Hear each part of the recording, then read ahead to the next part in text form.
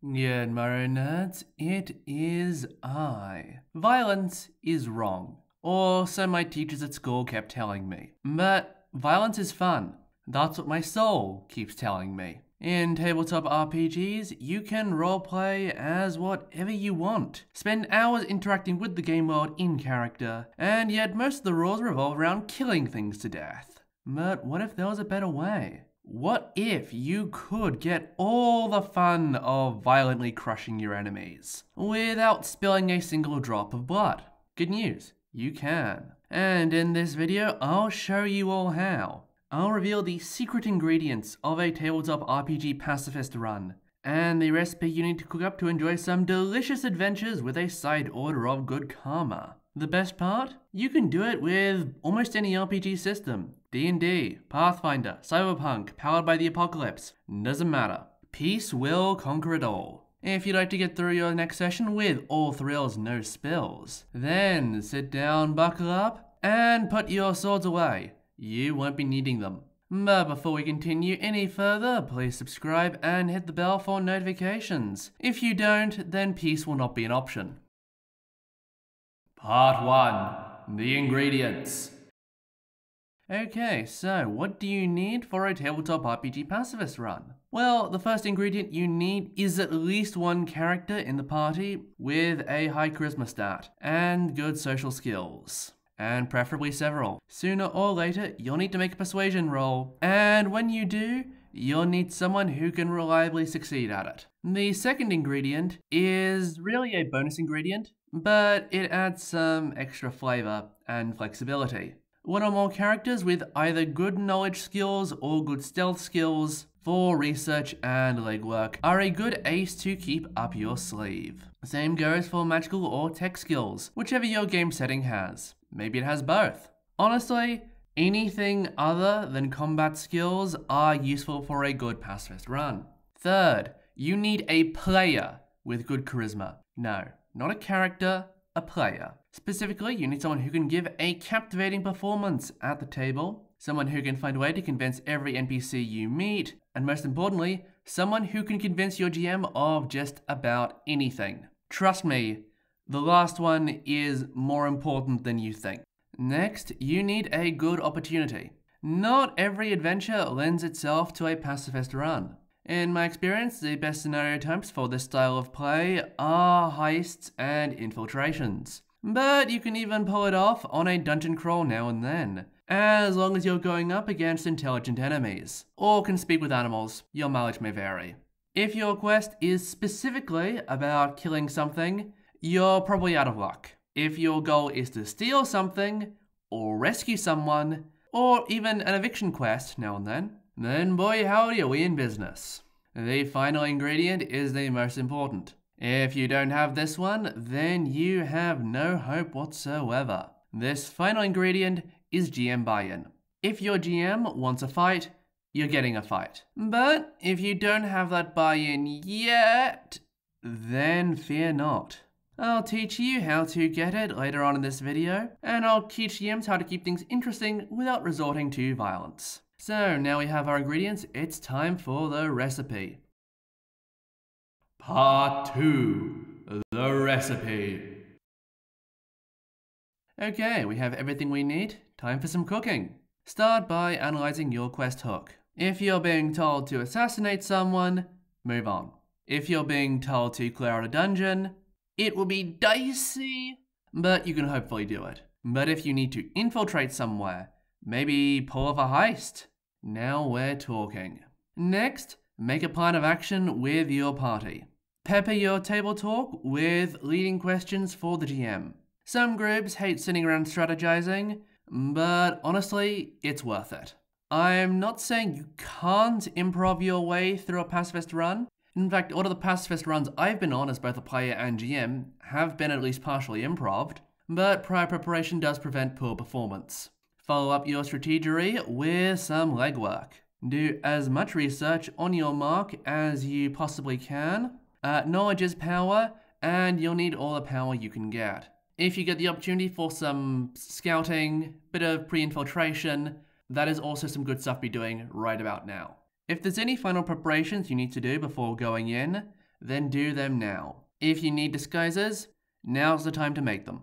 In D&D, you can either use the Disguise Kit Proficiency, or the Disguise Self and/or Alter spells. And if you're playing in Cyberpunk Red, then you'll need the Personal Grooming and Wardrobe and Style skills. For Call of Cthulhu, good news! There is a built-in disguise skill. It's only at 5% when you start out, but it's there. So yeah, any last-minute prep you need to do, alibis, if you haven't done them yet, do them now. Make sure everything you need is squared away, because once you go in, you might not have much time.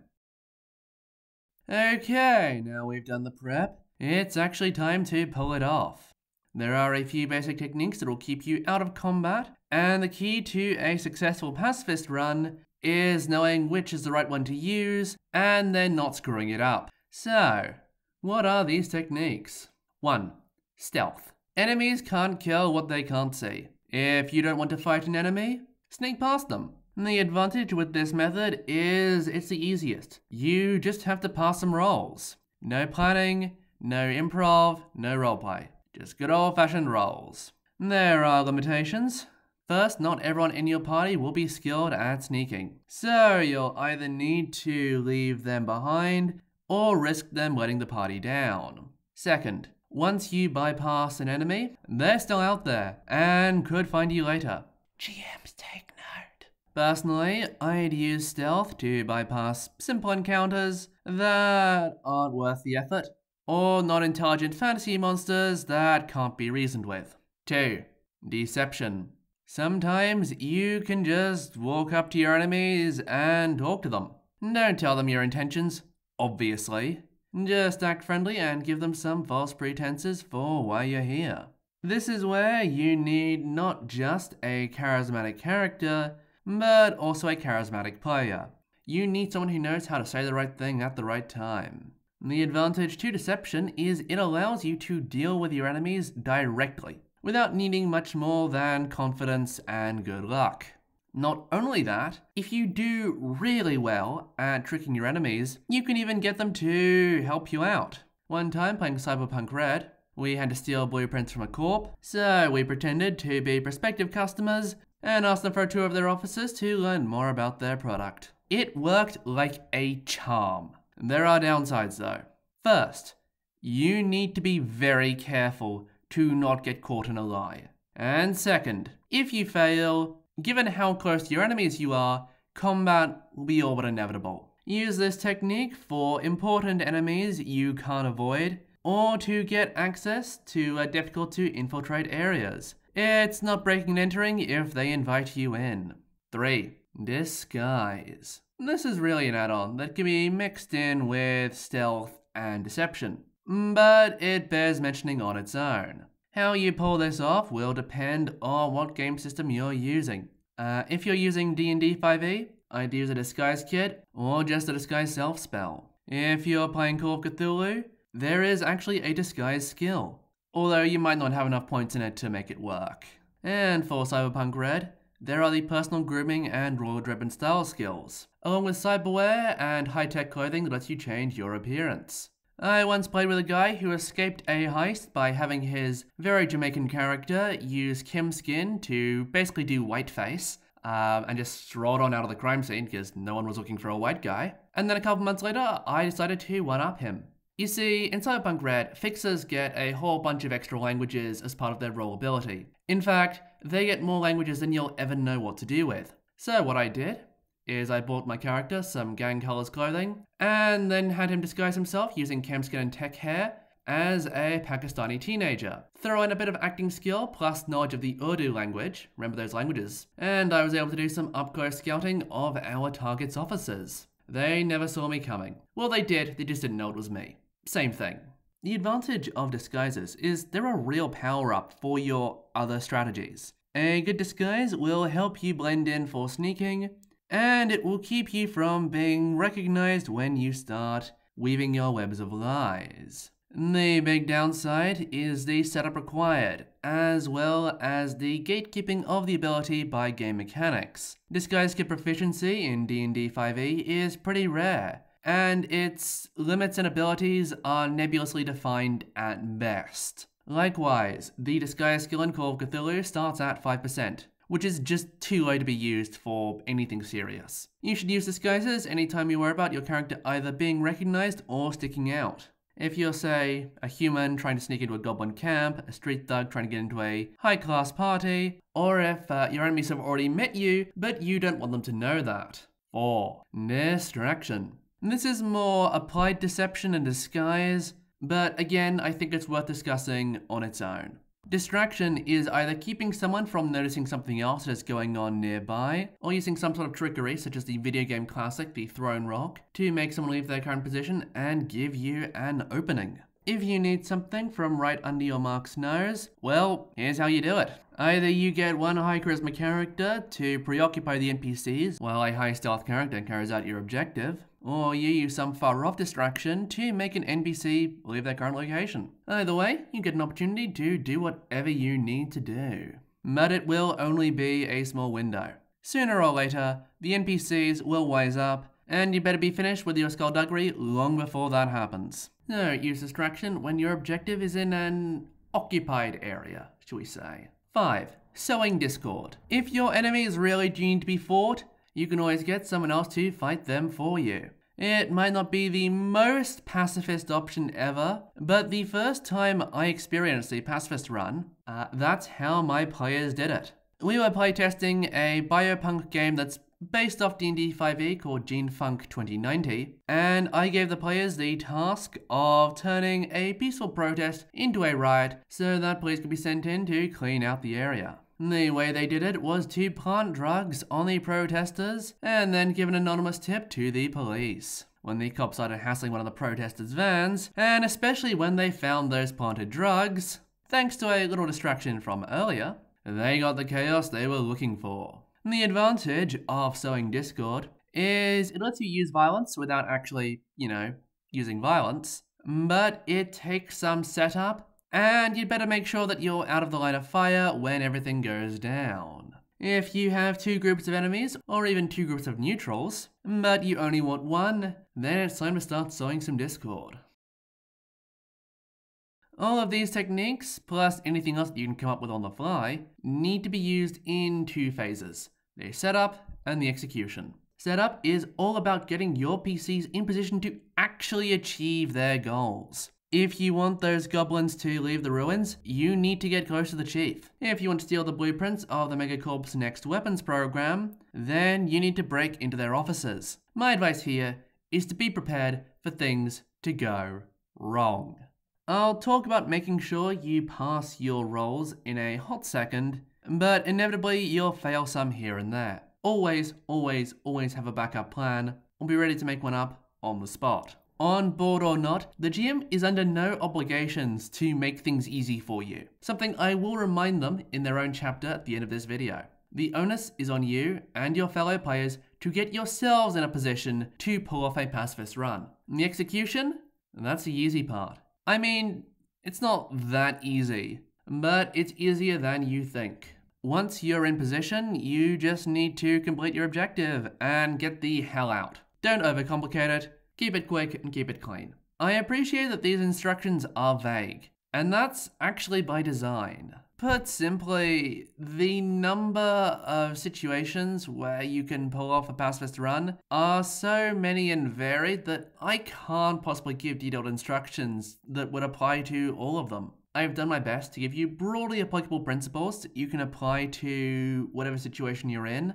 But as for mapping them onto your current adventure, well, that just has to be up to you. I'm sorry. But there is one last piece of advice that I can give you.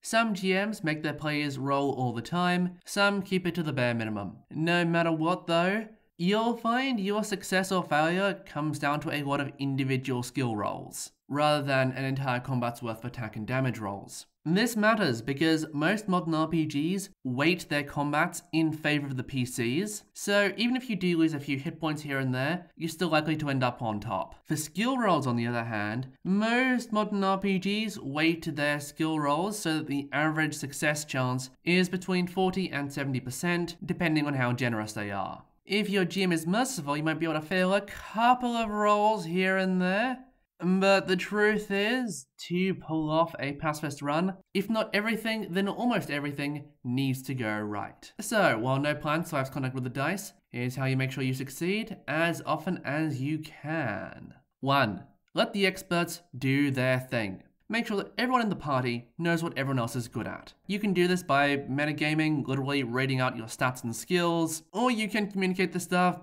in character. But it has to be communicated. Not only that, everyone in the party is responsible for making sure that whenever a roll is made, it's the best character who's making it. Don't volunteer yourself for something your character sucks at all. Not even once. Do whatever you need to do to volunteer the best character for the roles. Maybe some metagaming is needed, or you can ask them in character, hey, could you handle this for me? And watch them go. Don't hog the spotlight, and trust in your fellow players that when the time comes, they'll let you do your thing as well. 2. Help each other every way you can. Don't just let that one expert make their role alone. Do everything you can to help them out. If you're playing D&D, use help to give them advantage, and use Bardic Inspiration and the Guidance cantrip to give them plenty of extra bonuses. If you're playing Cyberpunk Red, anytime someone makes an important skill roll, every other member of the party should be making a complimentary check to give them as many +1s as they can possibly get. Parties that roll together, stay together. 3. Grab every bonus that you yourself can. You don't just need to roll on your allies for bonuses, you can help yourself pretty damn well. Do you have inspiration, luck points, or whatever meta currency your game system uses? Use it. Can you harangue your GM into giving you some sort of circumstantial bonus? Do it. Gathering up all these bonuses might slow the game down, hassling the GM might piss them off, and make things harder for you in the long run, but if you can afford either of these risks, then take them both in full. You cannot afford to fail, so act like it. So, that's how you pull off a tabletop RPG pacifist run. Well, or at least that's 80% of it. You still need at least tacit approval from your GM. But getting that last, most essential 20% is tricky. So that will need an entire chapter of its own. Part 3. Getting your GM on board. I said earlier that for a successful pacifist run, you need your GM on side. If they want to fight, you're getting a fight. If they don't think you can bullshit your way past the guards, you can't bullshit your way past the guards. So, how do you convince them to let a pacifist run happen? First, I cannot stress this enough. Do not hide your plans from the GM. This is good player advice in general, but it's especially true in this situation. I, for one, make it a habit as a GM to ask my players what their plans are, and to not let up until they tell me. Some players seem to think that if their GM knows their plans, they'll try and thwart them. They believe that if the GM gets a whiff of the players avoiding combat, they'll start railroading more combat into the game. Now, that can happen, but secrecy is not the answer here. The GM is not your enemy, even if they pretend to be. Their job is to interpret the rules and to make sure that everyone is challenged and having fun. As long as they can do those 3 things, they're actually pretty happy. And if doing those 3 things doesn't make them happy, they just shouldn't be GMing, leave their table sharpish.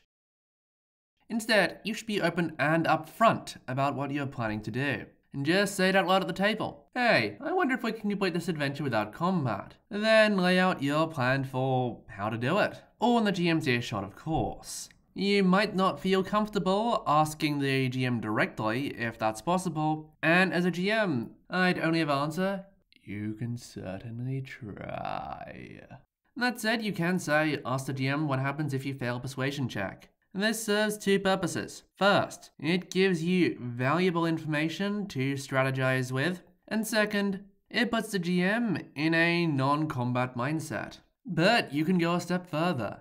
You can actively sell them on the idea. There are a few key tricks to this. The first is to use the words fun and challenge as much as you possibly can. Hey, wouldn't it be fun to sneak past that guy instead of killing him? It might be challenging to disguise ourselves as goblins, but it'd be cool. Even before their first session, GMs are propagandized to keep things fun and challenging. Some more agreeable, easygoing, good-aligned GMs will mostly try and make the game fun, while other more sadistic, hard-assed, evil-aligned GMs will lean toward challenge. Tailor your language to your GM and get to work.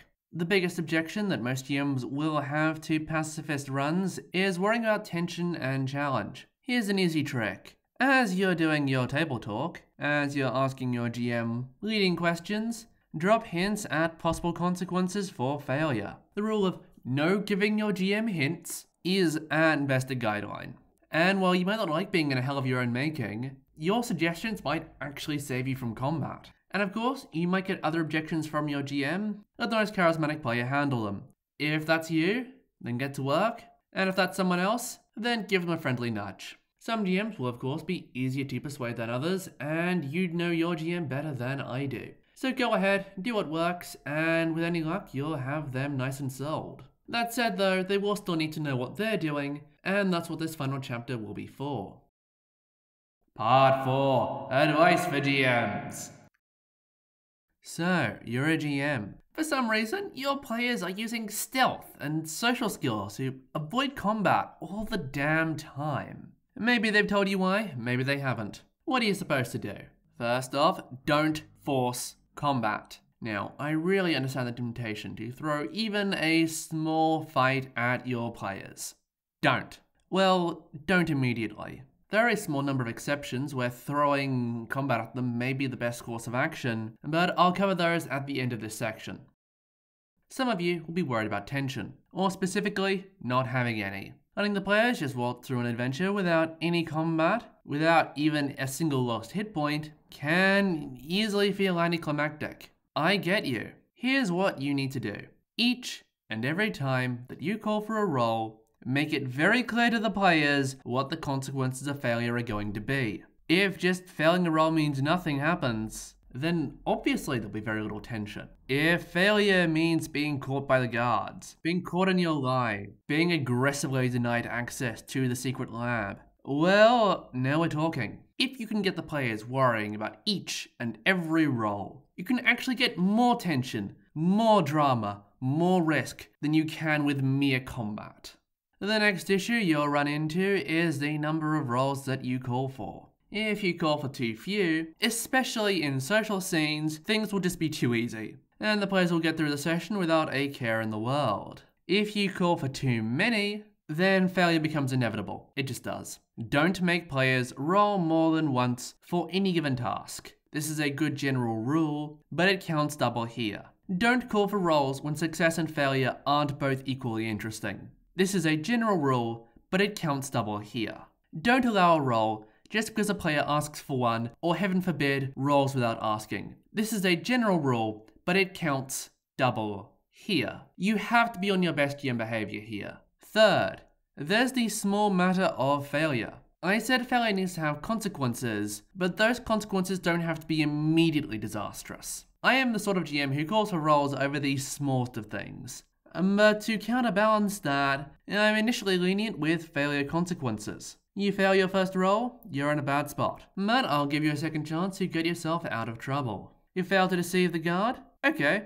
The guard is suspicious, and it's going to ask some very sharp questions that you have to answer very quickly, and it's probably going to search you as well. Why don't the guard just attack them, unless they fail 2 or even 3 rolls in a row? And maybe if they crit fail, I'll lay the pain on immediately, but no guarantees. And this balancing act is the key to running a compelling session without combat. Give the players a make or break roll, and then give them time and space to gather every advantage that they can. The more effort they put into each roll, the more invested they are, the more tense they are, the more excited they are. If they succeed, phew! If they fail, give them one shot at redemption. 1. You'll be able to cut the atmosphere at the table with a knife. That's it. If they just keep failing rolls, you have every right to throw every NPC within a 3-mile radius at them. Pacifist runs are a privilege, not a right. The players need skilled characters and lucky rolls, and if they don't have either, you shouldn't coddle them. This is one of the 2 times that it is perfectly okay to throw combat at them during an attempted pacifist run. The other is if they get cocky. If they sense that you're fine with no combat, and they take that as you quietly admitting you'll go easy on them, then come down hard. No mercy. Kill a character if you want. Remind them to tread carefully. Beyond that, GMing through pacifist runs is just normal GMing. You set the adventure the players go through, the players choose their actions, you interpret the rules for how those actions are resolved, and the dice decide if they succeed or fail. Just get into the flow and have a good time. Maybe the players succeed, maybe they fail. As long as you're all having fun, that's what counts. And it's a wrap. Thank you so much for watching. As you can tell, I'm over that bloody flu thing, and I'm able to write a coherent script again. And if you enjoyed this video, then please like it, share it with your friends, and leave a comment down below. Have you ever beaten an adventure without combat? If you have, then tell us all your story. If you'd like to see more videos like this one, then please subscribe and hit the bell for notifications. It really does help the channel. Now, as it happens, my players are lead-loving bullet magnets with convenient detachable hands straight out of a slasher film, so I'm now about to go ignore all of my own advice and make some fun combats for them. So once more, thank you all so much for watching, and until I see you next, farewell.